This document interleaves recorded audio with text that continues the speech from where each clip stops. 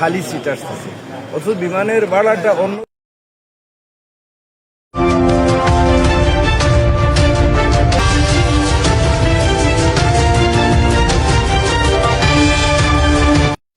আসন্ন ১৩তম জাতীয় সংসদ নির্বাচনকে ফেব্রুয়ারি ২০২৬ কেন্দ্র করে সিলেটের রাজনৈতিক অঙ্গনে বেশ বড় ধরনের মেরুকরণ দেখা যাচ্ছে।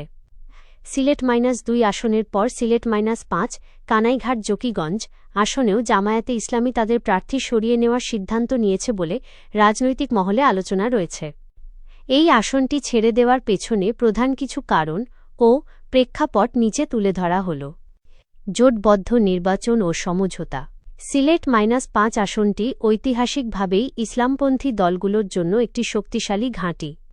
২০২৬ সালের নির্বাচনে আওয়ামী লীগের অনুপস্থিতিতে বিএনপি ও জামায়াত সহ সমমনা দলগুলো আসন ভাগাভাগির মাধ্যমে নির্বাচন করার কৌশল নিয়েছে।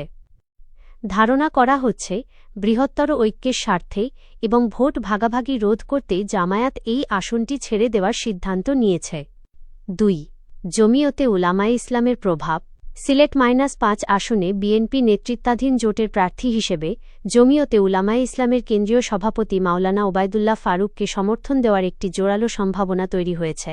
এই আসনে জমিয়তের বিশাল ভোটব্যাংক থাকায় এবং জোটের শরিকদের মধ্যে সমন্বয় বজায় রাখতে জামায়াত তাদের প্রার্থী মাওলানা আনোয়ার হোসাইন খান সরিয়ে নেওয়ার পথে হাঁটছে। ৩. কৌশলগত অবস্থান। সিলেট-২ আসনে যেমন খেলাফত মজলিসের সাথে সমঝোতার গুঞ্জন রয়েছে, সিলেট-৫ আসনেও একইভাবে কৌশলগত কারণে ছাড় দিচ্ছে জামায়াত। এতে করে সিলেটের অন্যান্য আসনে যেমন সিলেট-৩ বা সিলেট-৬ জামায়াত তাদের প্রার্থীদের জন্য জোটের নিরঙ্কুশ সমর্থন নিশ্চিত করতে পারবে। এক নজরে বর্তমান চিত্র। সিলেট-২ জামায়াত প্রার্থী সরিয়ে নিয়ে জোটের অন্য কোনো শক্তিশালী প্রার্থীকে সমর্থনের ইঙ্গিত দিয়েছে।